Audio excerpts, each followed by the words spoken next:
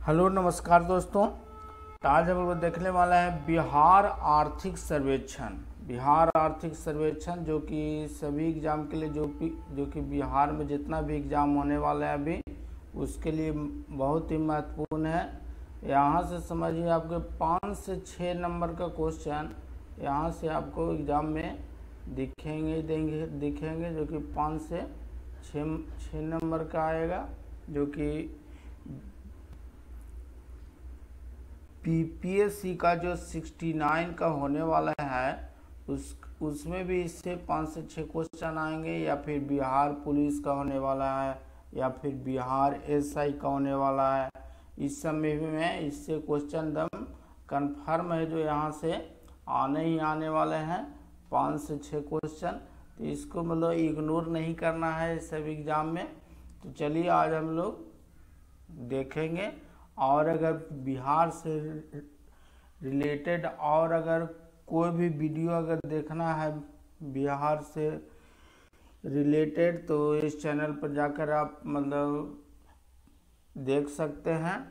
तो चलिए आज का वीडियो स्टार्ट करते हैं हम लोग। बिहार आर्थिक सर्वेक्षण जो कि बिहार जो है बजट होता है उसके एक दिन पहले इसको पेश किया जाता है। बिहार आर्थिक सर्वेक्षण जो कि वित्त मंत्री द्वारा इसको पेश किया जाता है। तो चलिए इसको देख लेते हैं आज।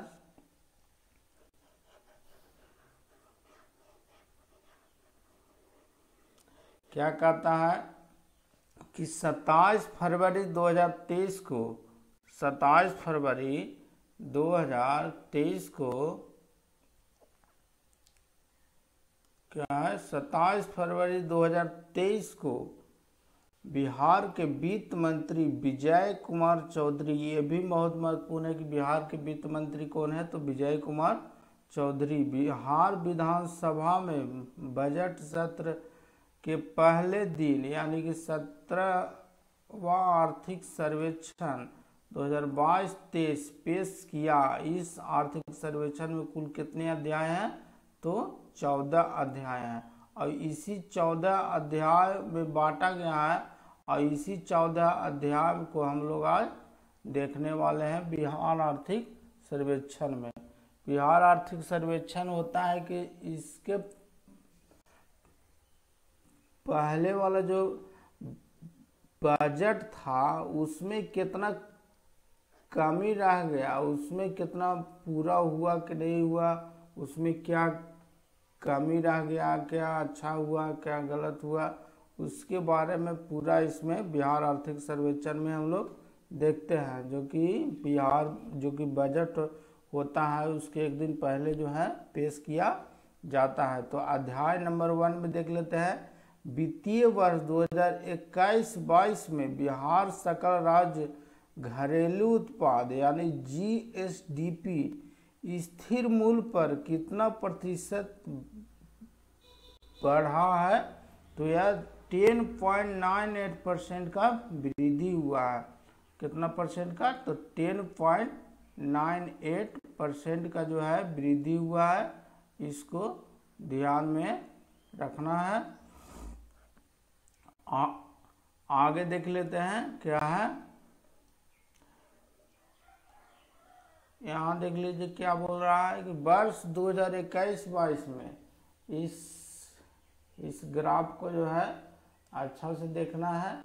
क्या बोल रहा है कि जीएसडीपी यानी सकल राज्य घरेलू उत्पाद ग्रॉस स्टेट डोमेस्टिक प्रोडक्ट कितना है, तो 675.45 करोड़ वर्तमान मूल्य पर होता है और एक स्थिर मूल्य पर होता है। वर्तमान मूल्य जो अभी चल रहा है और स्थिर मूल्य जो है 2011-12 के अथी पर लिया जाता है, उसका है तो 428.06 हजार करोड़ रुपया है, जो कि 10.98 की वृद्धि से मतलब ग्रोथ हुआ है। आगे देख लेते हैं।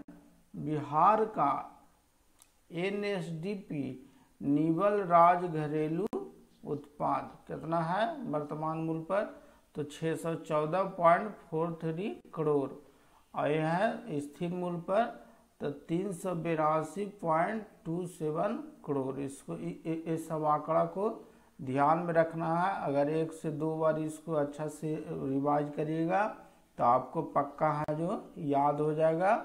और इसको देख लेते हैं प्रति व्यक्ति आय जीएसडीपी पर, मतलब ग्रॉस स्टेट डोमेस्टिक प्रोडक्ट पर कितना है प्रति व्यक्ति आय, तो वर्तमान मूल्य पर है 54,383 रुपया, और स्थिर मूल्य पर है 34,465 रुपये। एकदम बीबीआई है, एकदम एग्जाम में समझ लेता आपका आ गया है, इसको एकदम ध्यान में रखिएगा, एकदम पूछता है।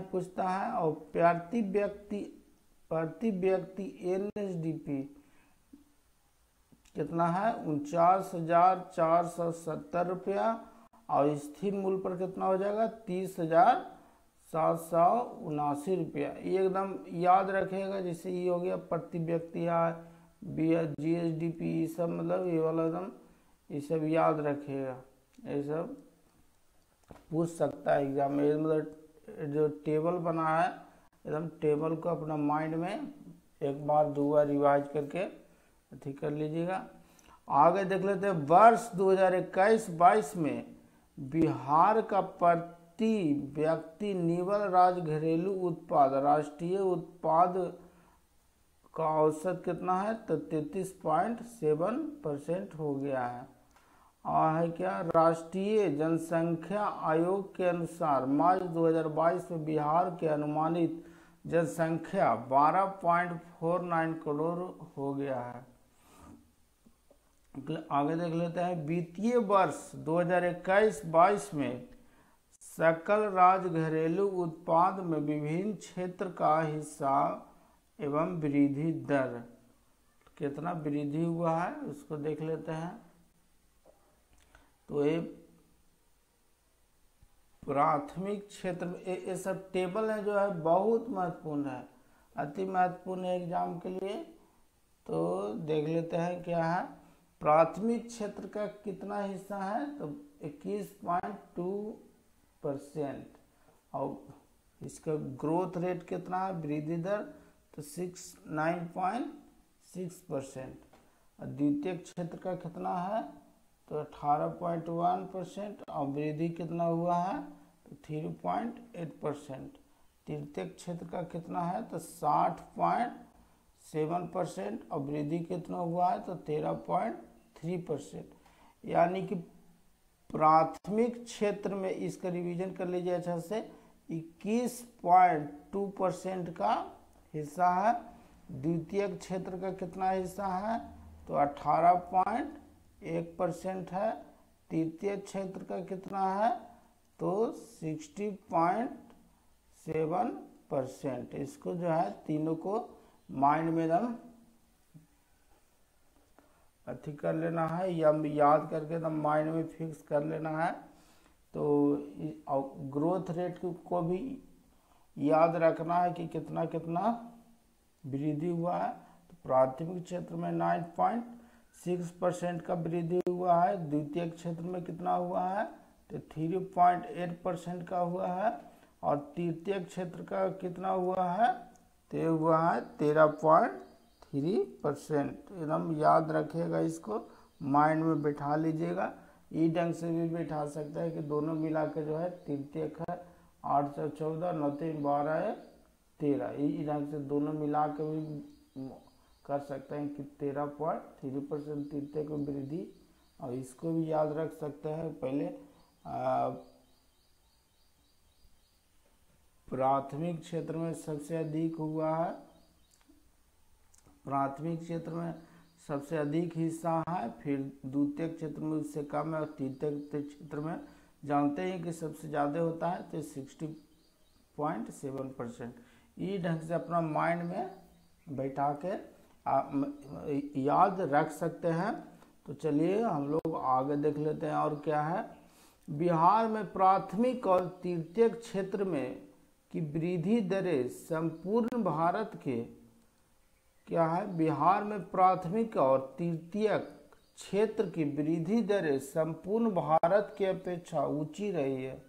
क्या बोल रहा है कि संपूर्ण भारत जो है उससे मतलब वृद्धि दर बिहार के जो ग्रोथ रेट है तृतीयक क्षेत्र का वो सबसे द्वितीय क्षेत्र की दरें नीची रही है। क्या बोल रहा है, बिहार में प्राथमिक और द्वितीयक क्षेत्र की वृद्धि दरें संपूर्ण भारत की अपेक्षा ऊंची रही है, जबकि द्वितीयक क्षेत्र की दरें नीची रही है। यानी कि प्राथमिक और तृतीय का जो है इसका वृद्धि दर सबसे अधिक रहा है और द्वितीय का जो है कम रहा है, जो कि देख सकते हैं आंकड़ा जो हिसाब से दिया है उसी का यहाँ पर डिटेल कर दिया है। ऐसा भी कथन कारण में भी आपका जो है एग्जाम में इस ढंग से आ सकता है कि प्राथमिक और तृतीय का जो ग्रोथ रेट है वो सबसे अधिक है और जो है द्वितीय का जो है वो कम है, मतलब ये दोनों से जो है द्वितीय का जो है कम है। एक कथन में भी आपको दे सकता है, इसको ध्यान में रखिएगा। बहुत ही महत्वपूर्ण है ये सब जो है, बहुत ही महत्वपूर्ण है, इसको माइंड में बिठा के चलिएगा। यहाँ से आपको क्वेश्चन नंबर आना ही आना है। तो वर्ष 2020-21 में सबसे ज़्यादा प्रति व्यक्ति जीएसडीपी वाला जिला कौन है, तो पटना है। कितना है, 1.15 लाख रुपए प्रति व्यक्ति, समझ सकते हैं। वर्ष 2020-21 में सबसे कम प्रति व्यक्ति आय जीएसडीपी वाला जिला कौन है, तो शिवहर है। कितना है, 18,692। यानी सबसे ज़्यादा कहाँ है प्रति व्यक्ति आय, तो पटना में है। और सबसे कम प्रति व्यक्ति आय कहाँ है, तो शिवहर में है। जो कि जानते हैं कि शिवहर सबसे छोटा जिला है, जनसंख्या भी बहुत कम है और ये क्षेत्रफल में कम है। वैसे तो लखीसराय है ही है जो जनसंख्या में जो है सबसे छोटा है। तो आगे देख लेते हैं। पटना जिले का प्रति व्यक्ति है जीएसडीपी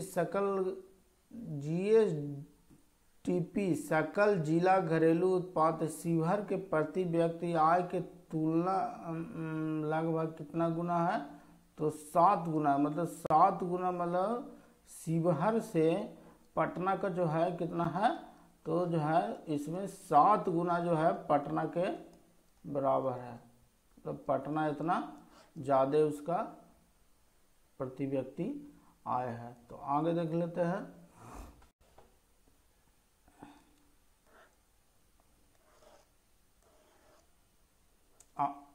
आगे देख लेते हैं, इस चार्ट के माध्यम से हम लोग इसको याद कर लेंगे। प्रति व्यक्ति आय सर्वाधिक कहाँ के है, तो पटना का है। और द्वितीय स्थान पर कौन है, तो बेगूसराय है। और प्रति व्यक्ति आय सबसे कम कहाँ है, तो शिवहर है। उसके बाद कहाँ है, तो अररिया है। इसको भी ध्यान रखिएगा। और पेट्रोल में सर्वाधिक खपत कहाँ है, तो पटना में है। उसके बाद मुजफ्फरपुर में है, क्योंकि पटना में जनसंख्या सबसे अधिक है, इसलिए मोटर वाहन जो है जितना सब ज़्यादा अधिक चलता है, ये ढंग से भी याद रख सकते हैं। और शिवहर में सबसे कम है। ये दोनों तो पक्का ही याद रखना है कि पटना और शिवहर, पटना में सबसे अधिक, शिवहर में सबसे कम। पेट्रोल का सबसे कम खपत बांका में और उसके बाद लखीसराय में। सबसे कम खपत कहाँ है पेट्रोल का, तो बांका में है। डीजल का सर्वाधिक खपत कहाँ है, तो पटना में, मतलब पटना में जो है पेट्रोल हो गया, डीजल हो गया, कोई चीज़ का भी मतलब समझे तो वहाँ ज़्यादा ही होगा। उसके बाद शेखपुरा में हो जाएगा। डीजल का सबसे कम खपत कहाँ होगा, तो शिवहर में। जिस ढंग से देख सकते हैं यहाँ भी सबसे कम है शिवहर में। सबसे कम खपत कहाँ हो जाएगा, तो यहाँ हो जाएगा डीजल का जो है शिवहर में हो जाएगा। और सबसे कम प्रति व्यक्ति आय भी शिवहर में था, इसीलिए यहाँ पर मतलब सबसे कम खपत डीजल में भी शिवहर है। और फिर उसके बाद मधुबनी है। ये शुरू वाला तो आपको याद रखना है,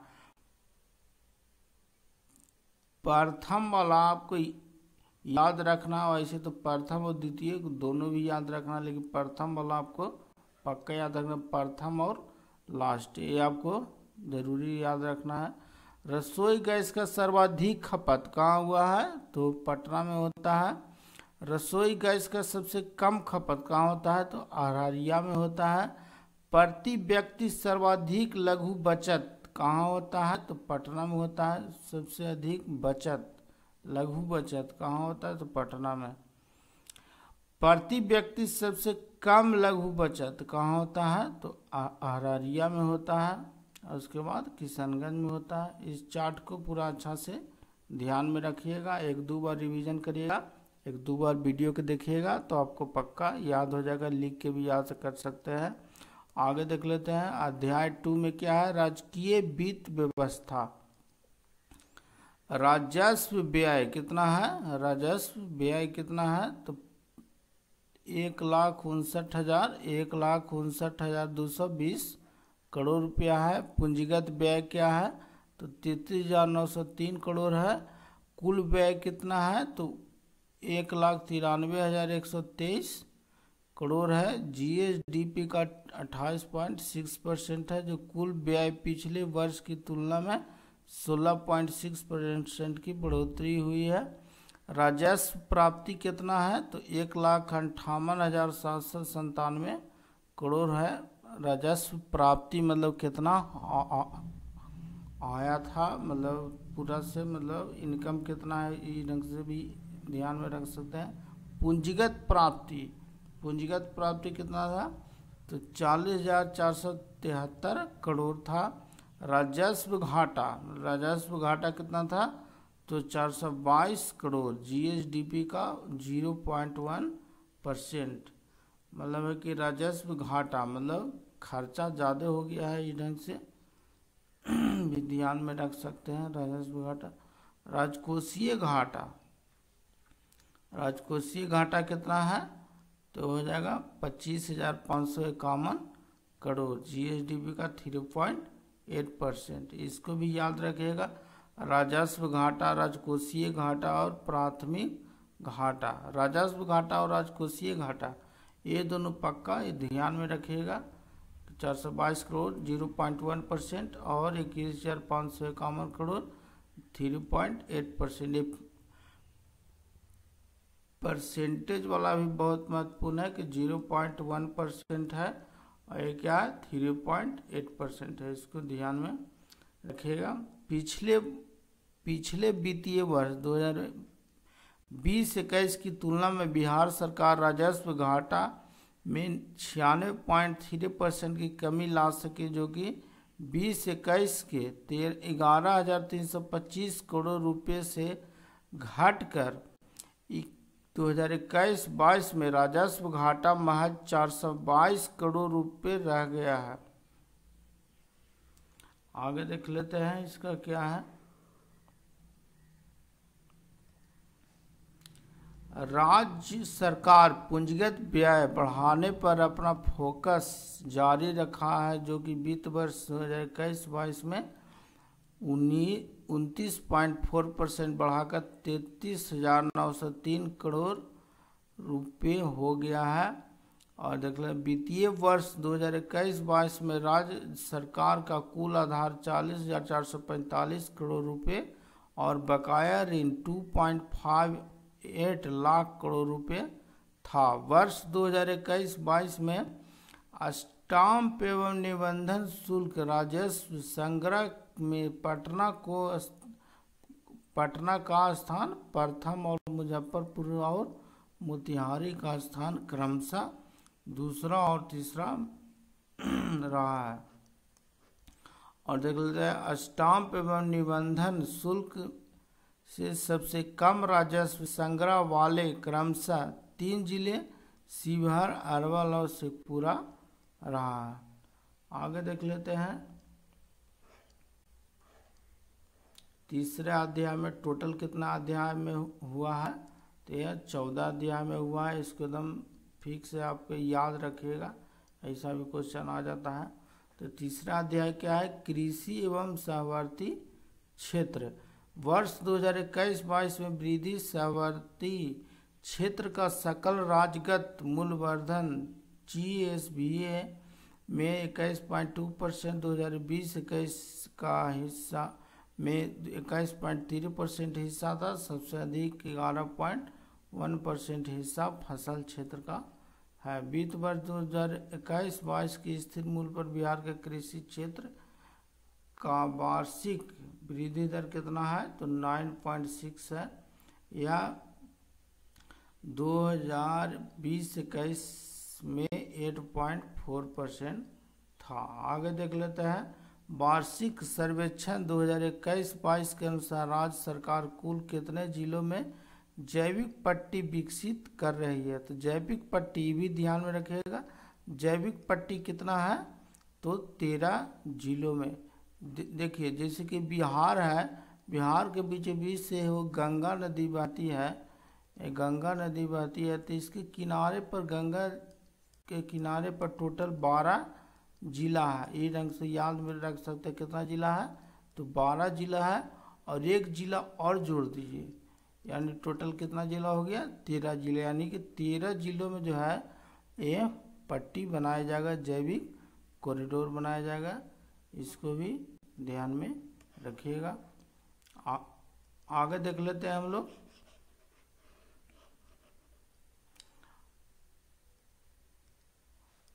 आगे देख लेते हैं। 13 जैविक जिले बक्सर, कौन कौन है, बक्सर, भोजपुर, पटना, नालंदा, सारण, वैशाली, समस्तीपुर, बेगूसराय, भागलपुर, मुंगेर, लखीसराय, कटिहार और खगड़िया में जो है बनाया जाएगा। इसको ध्यान में रखिएगा, माइंड में इसको सेट कर लीजिएगा। आर्थिक सर्वे 2020-21 के अनुसार बागवानी क्षेत्र में प्रोत्साहित करने के लिए राज्य के कुल कितने जिलों में समेकित बागवानी विकास मिशन चलाया जा रहा है, तो 21 जिलों में चलाया जा रहा है। कुल कितने जिलों में मुख्यमंत्री बागवानी विकास योजना का क्रियान्वयन किया जा रहा है, तो यह 15 जिलों में किया जा रहा है बागवानी का क्रियान्वयन। बिहार में डिजिटल कृषक सेवाएं देने के लिए बिहार कृषि विभाग द्वारा कौन सा मोबाइल ऐप शुरू किया गया है, तो बिहान ऐप है। बिहान ऐप है जो कृषि के लिए बहुत ही महत्वपूर्ण है, जो कि सब जानकारी मतलब यहीं से मिल जाता है इसी ऐप के द्वारा।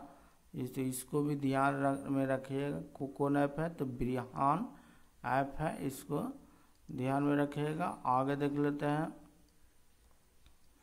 क्या है, बिहार कृषि विभाग ने 2 उत्कृष्टता केंद्र स्थापित किया है।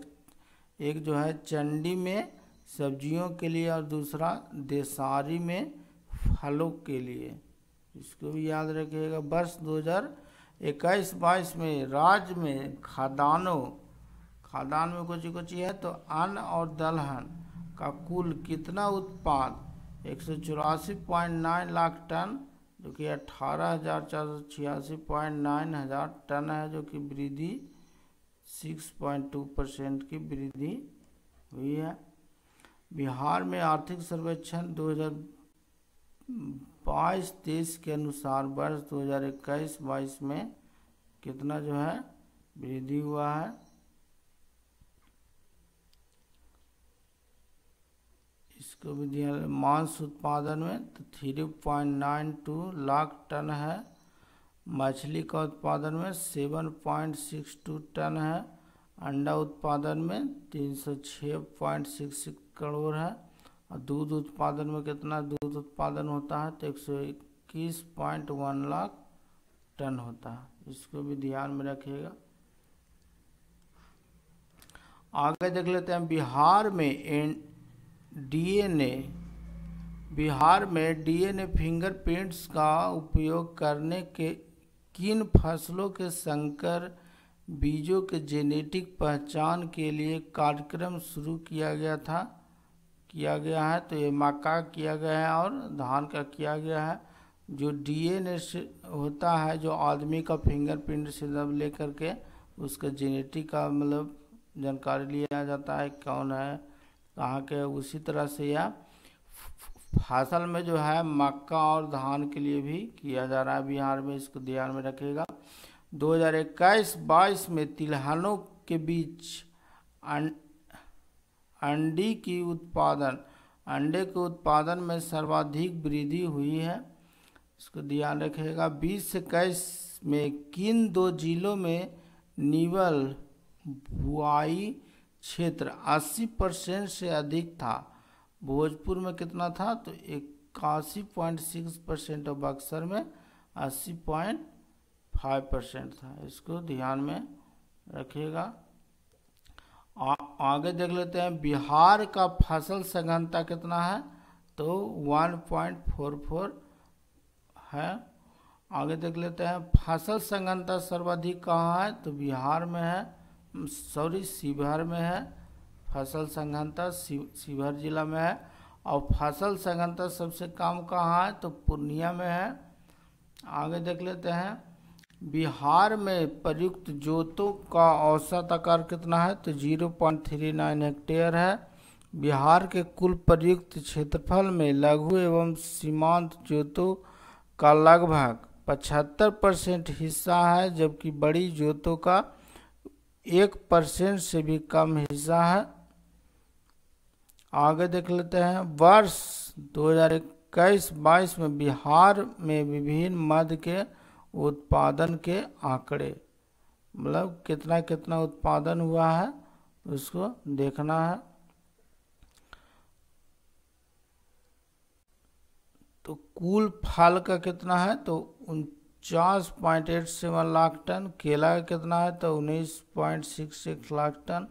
आम का कितना है? तो 15.5 लाख टन। लीची का कितना है? 3.01 लाख टन। फूल का कितना है? 11.14 हजार टन।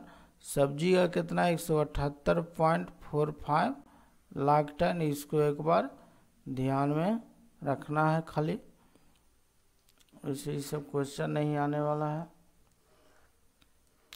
आगे देख लेते हैं वर्ष 2021-22 में लीची का सर्वाधिक उत्पादन मुजफ्फरपुर में 1.48 लाख टन में हुआ, जिसका पूरे राज्य में कितना है? तो 48% अकेले हिस्सा में मुजफ्फरपुर में सर्वाधिक लीची हुआ है।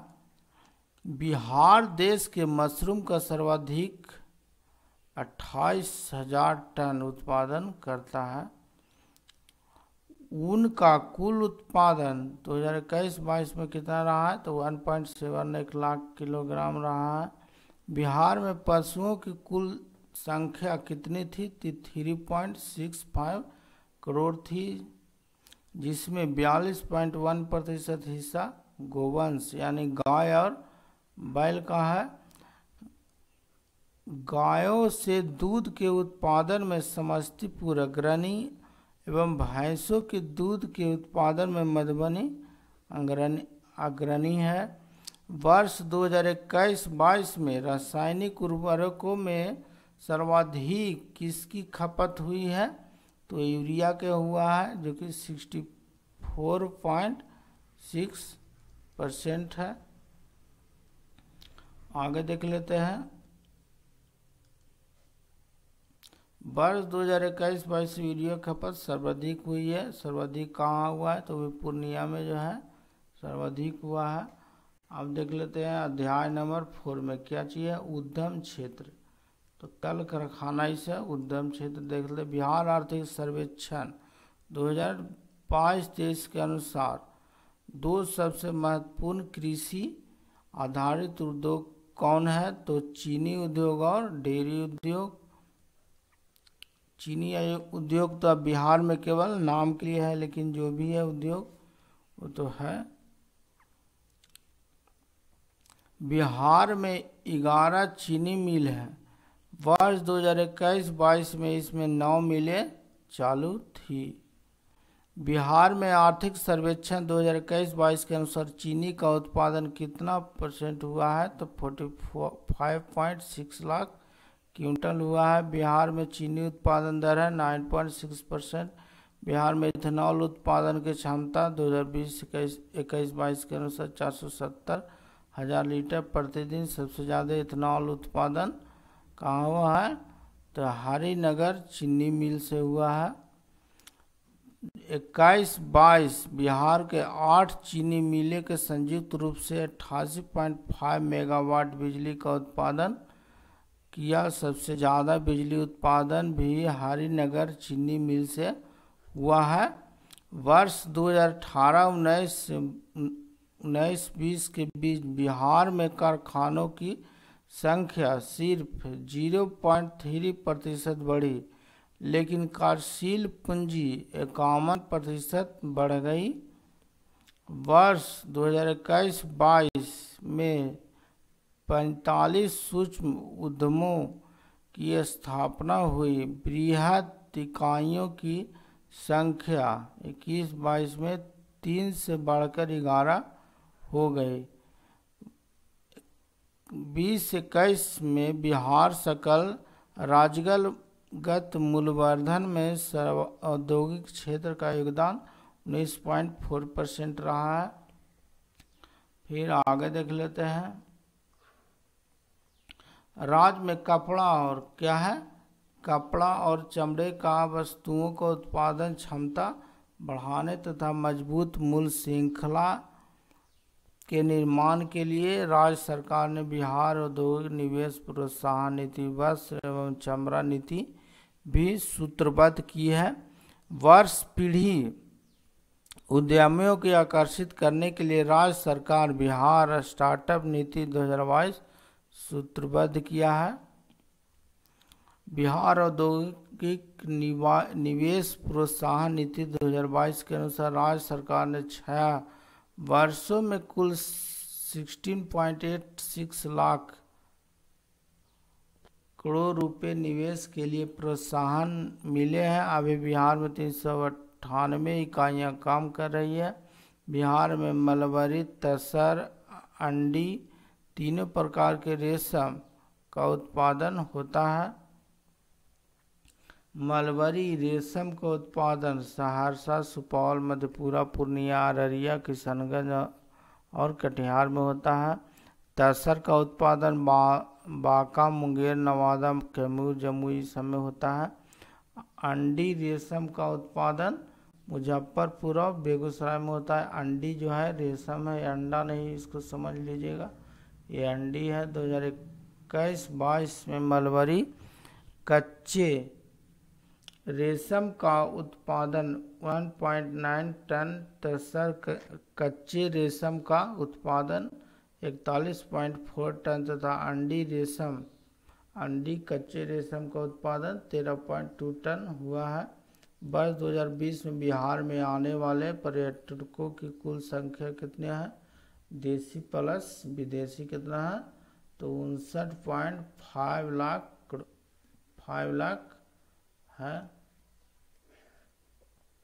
2021 में इनकी संख्या घटकर 2021 में इनकी संख्या घटकर कितना हो गया है? तो 25.01 लाख रह गया है, जो कि विदेश और देश दोनों से आने वाले पर्यटन के बोल रहा है। अब अध्याय 5 देख लेते हैं।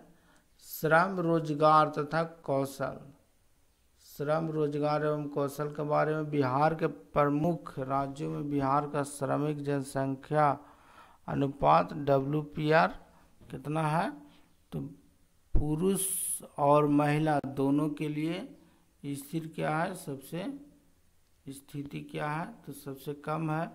ग्रामीण क्षेत्र में पुरुष श्रमिक जनसंख्या का अनुपात तो 68.8% और शहरी क्षेत्र में 64.6% है। वही संपूर्ण बिहार में श्रमिक जनसंख्या का अनुपात कितना है? तो 40.1% है। आगे देखते हैं। बिहार आर्थिक सर्वे के अनुसार वर्ष 2020-21 में निर्भरता अनुपात बिहार में सर्वाधिक थी, जो कि 58.3% राष्ट्रीय औसत का कितना है तो 44.3% है। और उससे ज़्यादा जो है बिहार आर्थिक सर्वेक्षण में दिया गया है कि बिहार का आंकड़ा इतना है और राष्ट्रीय स्तर पर इतना है। इसको ध्यान में रखिएगा, तुलना के लिए भी आ सकता है। सबसे कम निर्भरता अनुपात तेलंगाना 34.8% का है। बिहार में ग्रामीण बिहार की अपेक्षा शहरी बिहार में बेरोजगारी अनुपात अधिक है। 2020-21 में पूरे बिहार की श्रम शक्ति सहभागिता 42.2%, जिसमें पुरुष का श्रम शक्ति सहभागिता 72.2% है। महिला का श्रम शक्ति सहभागिता 10.9% है। भारत की सभी राज्यों में बिहार का श्रमिक शक्ति सहभागिता दर महिला पुरुष दोनों में सबसे कम है। बिहार आर्थिक सर्वेक्षण 2021-22 के अनुसार बिहार में किन जिलों में पासपोर्ट की मांग काफ़ी अधिक है तो सिवान में सबसे अधिक है। और सबसे कम कहाँ है तो शेखपुरा में जो है सबसे कम है। वर्ष 2021-22 में बिहार के 309,000 पासपोर्ट जारी किए गए हैं, इसको भी ध्यान में रखिएगा। आगे देख लेते हैं। आगे क्या छठा अध्याय में क्या है, भौतिक अधिसंरचना। वर्ष 2021-22 के दौरान देश में परिवहन भंडारण संचार क्षेत्र में सर्वाधिक वृद्धि राज्य में दर्ज हुई है। बिहार का जो है 21.4% वृद्धि हुई है। वर्ष 2021-22 में स्थिर मूल्य पर परिवहन भंडार एवं संचार क्षेत्र में बिहार का सकल राज्य मूल्यवर्धन GSVA कितना प्रतिशत दर से बढ़ा है तो 10.6%। आगे देख लेते हैं वर्ष 2021-22 में बिहार के वायु परिवहन में 54.4% की वृद्धि दर्ज की गई है। इसमें परिवहन का 31.8% GSVA बढ़ा है। वर्ष 2020 में प्रति लाख आबादी पर बिहार में 6.5% दुर्घटना हुई, वहीं राष्ट्रीय स्तर पर 26.3% दुर्घटना हुई है। सड़क दुर्घटना मामले में बिहार का स्थान देश में 15वां स्थान है। प्रथम स्थान पर सर्वाधिक दुर्घटना तमिलनाडु का है और अपना बिहार 15 नंबर पर है। प्रति 1000 वर्ग किलोमीटर भौगोलिक क्षेत्र पर 3167 किलोमीटर पथ घनत्व के बिहार का स्थान भारत में तीसरा है। पहला जो है केरल है, दूसरा जो है पश्चिम बंगाल है।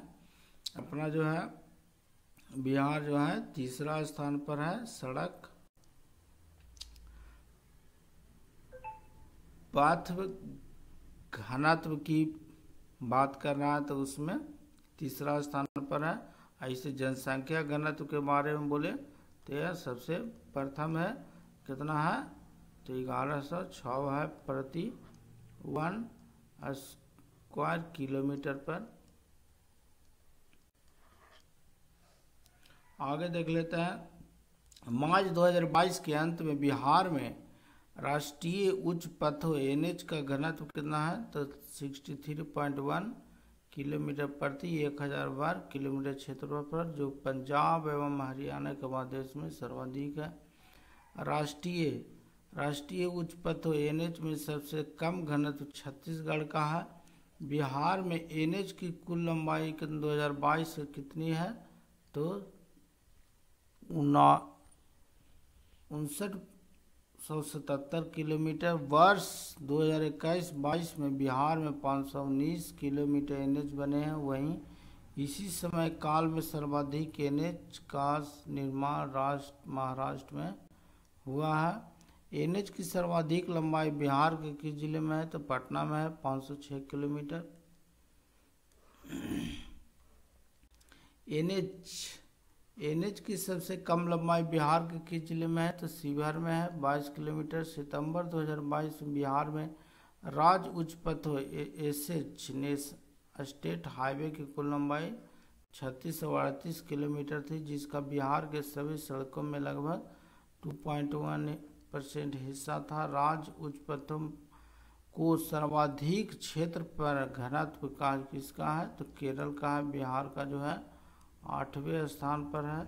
बिहार राज्य पथ परिवहन निगम BSRTC की स्थापना 1959 में की गई है।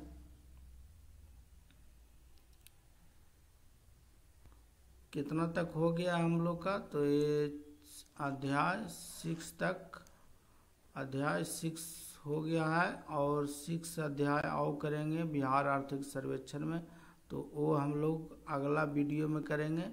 तो आपको ये वीडियो कैसा लगा ज़रूर बताएं। ये बहुत VBI इम्पोर्टेंट है, इसको ध्यान में रखिएगा। एक वीडियो और बिहार आर्थिक सर्वेक्षण क्या आएगा, तो उसको भी देखना ना भूलें। वीडियो कैसा लगा ज़रूर बताएं।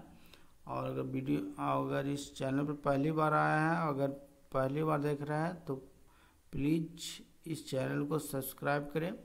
वीडियो देखने के लिए बहुत बहुत धन्यवाद।